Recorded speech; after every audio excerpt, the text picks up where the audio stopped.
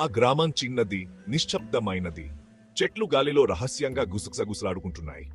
అన్నింటికీ పైన వీరపురం మపం ఉంది. పాతది, మర్చిపోంది. ఆ మపం ఒకప్పుడు ప్రశాంతతకు నిలయం. ఇప్పుడు అది నీడెలకు నివాసం. అన్ని మూలలా సాలెపురుగులు గూడు కట్టుకున్నాయి. రాతి నేలపై దుమ్ము దట్టంగా పేరుకుపోయింది. గ్రామస్తులు ఆ మహం గురించి కప్లు చెప్పుకునేవారు. వింటుంటే గూర్ పొడిచే కళ్ళు. అది దెయ్యాలతో నిండి ఉందని వారు అన్నారు. ఎవరు ఆ మపం దగ్గరికి వెళ్లడానికి ధైర్యం చేయలేదు. ఇంకెప్పుడు లేదు.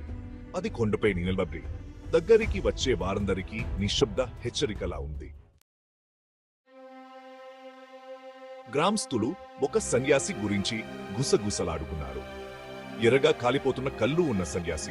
ఆ సన్యాసి ఒకప్పుడు వైద్యుడు. కానీ దురాశ అతని హృదయాన్ని విస్ఫూరితం చేసింది. అతను శక్తిని కోరుకున్నాడు, నిషేధించబడిన శక్తిని. మిగిలిన సన్యాసులు అతని చీకటి రహస్యాన్ని కనుగొన్నారు. వారు అతని మపం నుండి బహిష్కరించారు. కాని అతను వారు నిలబడి ఉన్న నేలనే చపించే ముందు కాదు. అతని కోపం సంవత్సరాలుగా ప్రతిధ్వనించింది. అతను చిక్కుకున్నాడు. వారు అన్నారు, ఎప్పటికీ తాను మండుతున్న కళ్ళతో మపాన్ని కాపలా కాస్తున్నాడు. విజయ్ అక్కర్లను ఎక్తాళి చేశాడు. కేవలం మూనమ్మకాలు అని అతను అన్నాడు. అతని స్నేహితులకు అంత ధైర్యం లేదు. సందేహాస్పదంగా ఉండే రాలి ఉంది. ఆమెకు రుజువు కావాలి. ఆపై పిరికివాడైన అరుమున్నాడు. వారు దూరంగా ఉంటారని అతను కోరుకున్నాడు. ఈ రాత్రి వెళ్దాన్ విజయ్ సవాలు చేశాడు. కట్లు తప్పు అని నిరూపించు. నిశ్శబ్దంలో అతని స్వరం ప్రతిధ్వనించింది.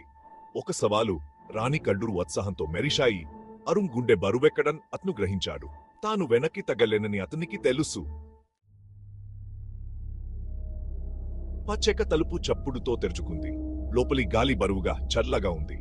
కుడ్రిపోయిన వాసన్ వారి ముక్కులను తాకింది. చూడు, ఇక్కడ ఏమీ లేదు.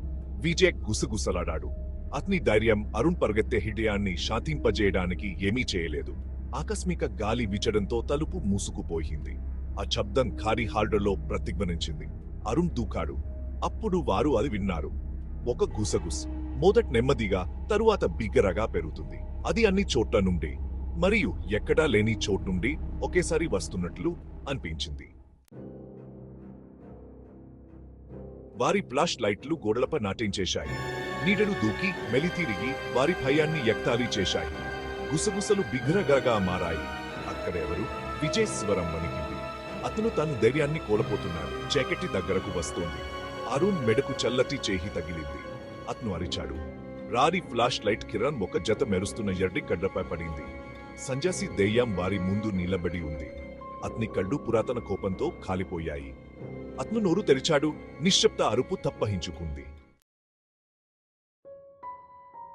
మమ్ము మెట్ట దగ్గర యువకుల ఫ్లాష్ లైట్ చెల్లాచెదురుగా పడి ఉండటం గ్రామస్తులు చూశారు. కాని యువకులు వెళ్లిపోయారు. ఎర్ర కల్ట సన్యాసి దెయ్యం వారిని తీసుకెళ్లిందని కొందరు అంటున్నారు. అతని శాశ్వత కోపాన్ని రెచ్చగొట్టడానికి బలి. ఆ మపం ఇప్పటికీ కొండపెన్నే ఉంది. నిశ్శబ్దంగా చూస్తూ, గుసగుసలాడుతూ. గ్రామస్తులు ఇప్పటికీ ఎర్ర కల్ట సన్యాసి చాపం గురించి గుసగుసలాడుకుంటున్నారు.